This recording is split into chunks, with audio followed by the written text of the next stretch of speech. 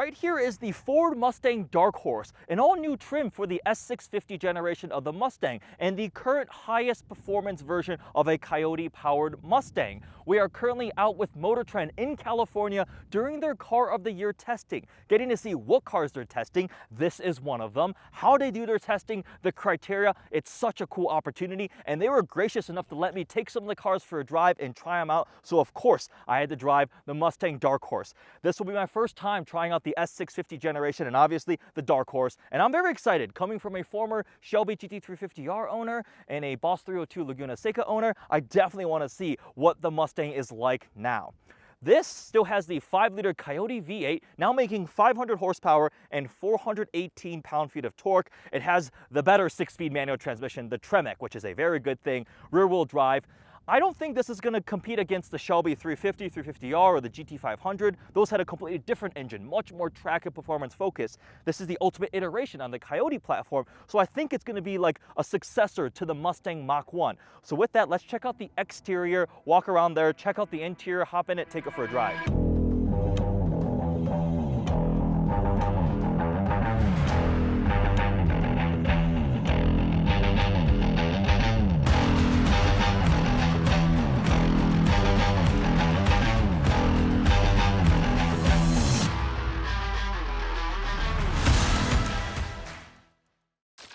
So let's take a look at the exterior of this Mustang Dark Horse. So this was the most aggressive version of the S650 until the GTD came out. But I guess in the realm of attainable Coyote-powered Mustangs, the Dark Horse is still the top S650. Again, refreshed with the S550. Up front, the Dark Horse has this darkened fascia around the headlights and the grille there. We have a much larger front splitter. This one here is finished in grabber blue, which I love. I so wanted a grabber blue 350R, but could not find one. Love this color.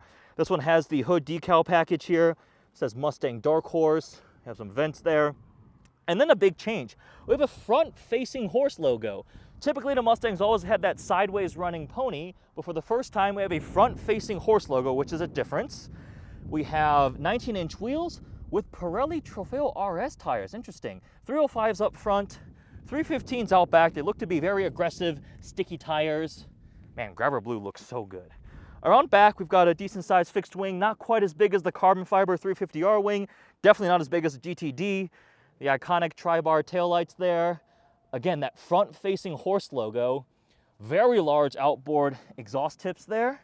It's kind of funny, this looks positively tame in comparison after seeing the GTD, but still pretty good looking for the S650. I personally prefer the 350R from the previous gen, but this is definitely cool. With that, let's hop inside, take it for a drive, talk about the interior and see what it's like. All right, let's test the Mustang Dark Horse. The unmistakable sound of an American V8. We're currently out on the winding road handling course, so we're gonna drive a little exuberantly before we get to talking about the interior. Man, that's pretty good. Coyote V8. This revs out decently high, I think 7,500 RPM redline. You can't compare it to the stratospheric Voodoo flat plane crank, but improved from previous iterations of the Coyote. Through the hairpin there. It's got the Brembo brakes. Through the S there. And this one has the handling pack.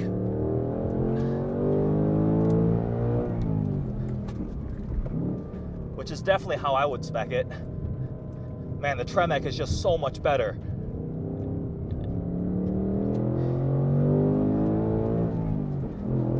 It's got rev match downshifts. Third gear, clutch in. Second gear, blips it perfectly. Like the Mach 1 handling pack with the manual too. This really does feel like an iteration on that platform. Let's do one more lap.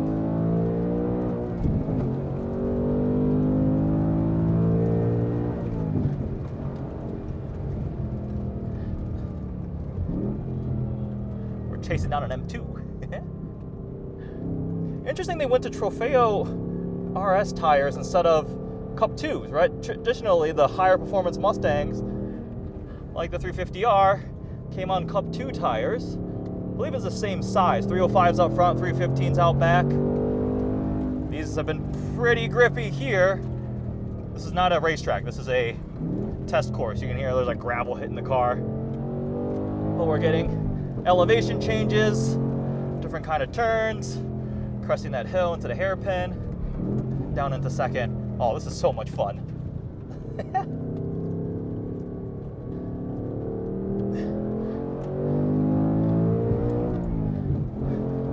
Obviously, I'm very familiar with Mustangs, right? I've owned several of them. So I can get comfortable pretty quickly in this.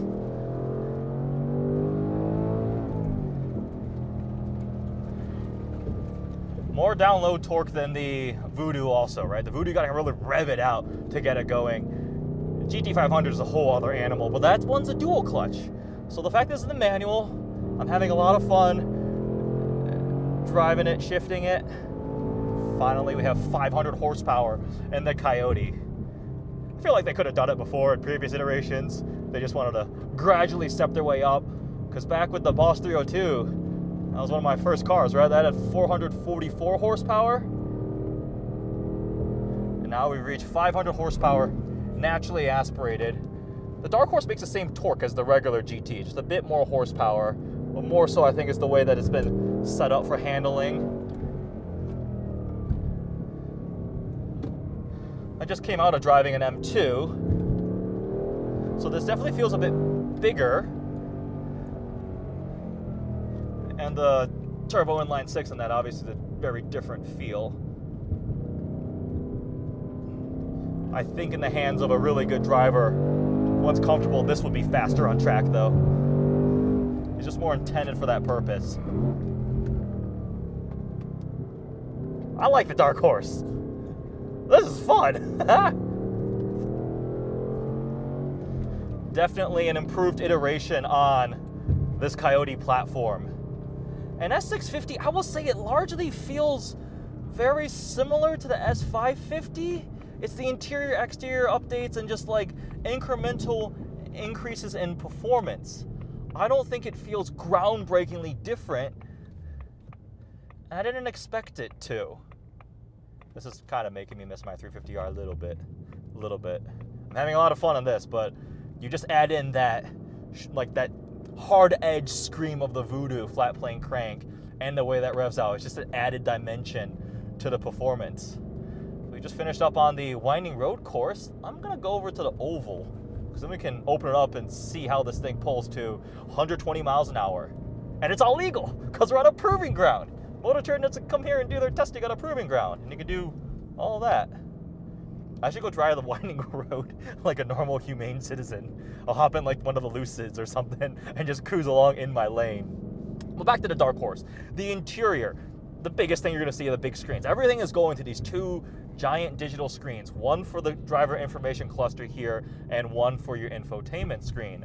And the S650 is no different. Let me go ahead and radio in. Blue Mustang onto oval. All right, onto the oval we go. We're still in sport. Second gear. We are clear. Bump the rev limiter right there.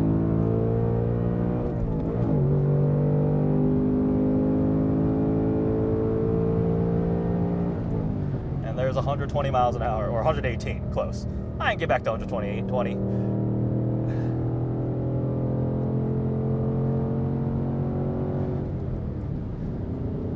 Sixth gear, pretty much an overdrive gear, I think. Cruising at 120 miles an hour in the Mustang Dark Horse. I've been averaging, this car has been doing 9.1 mpg during the strenuous testing.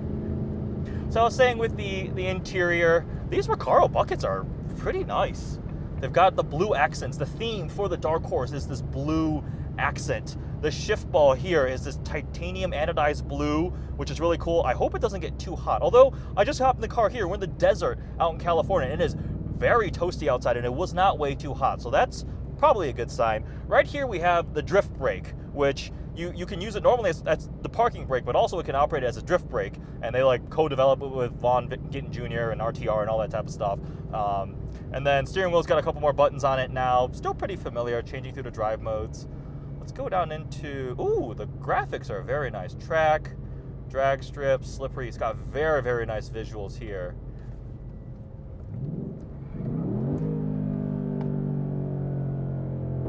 Oh, yep, tachometer changes here to go across the middle. All right, onto the straight here. Let's go.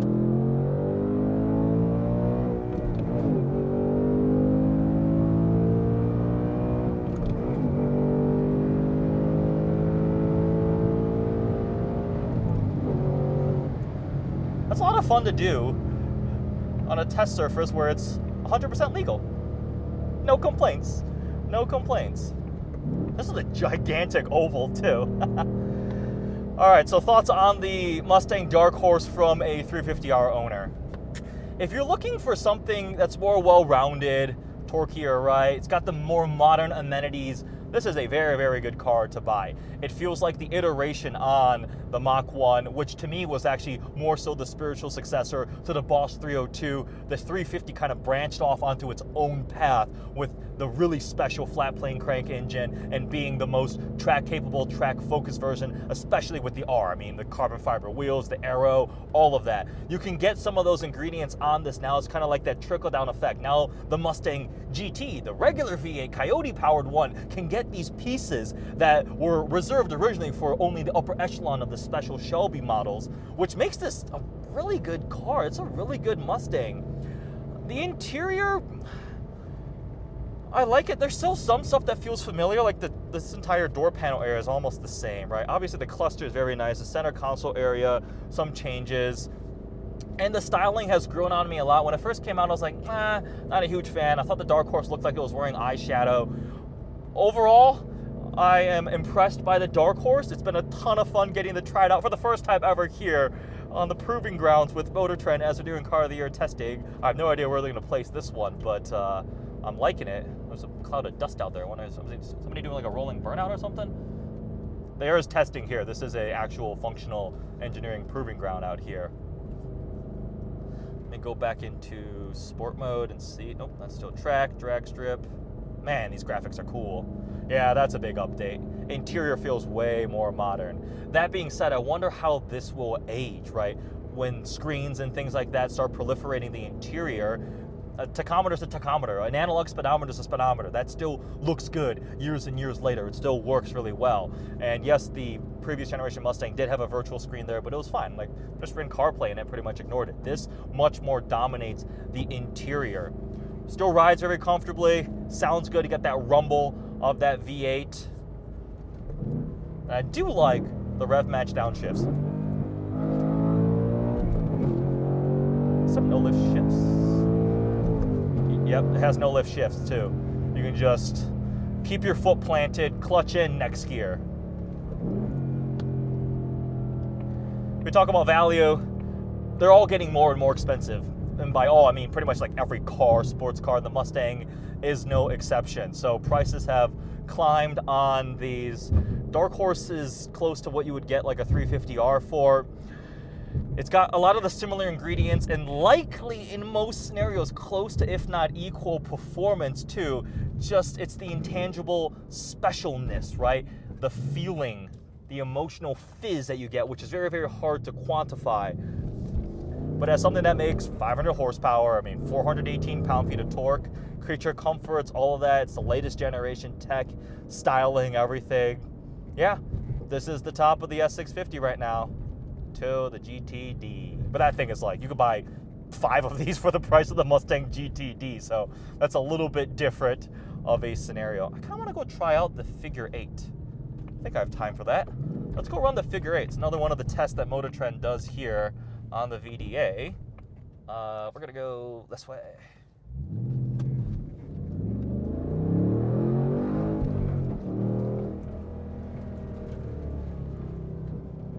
We'll just follow the skid marks.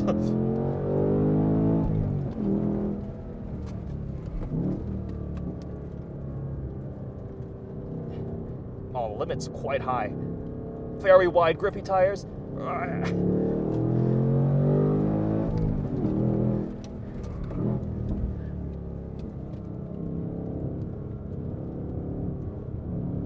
Oh, right there. Man, this thing grips.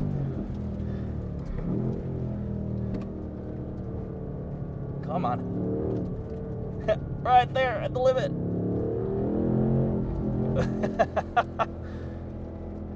That's fun.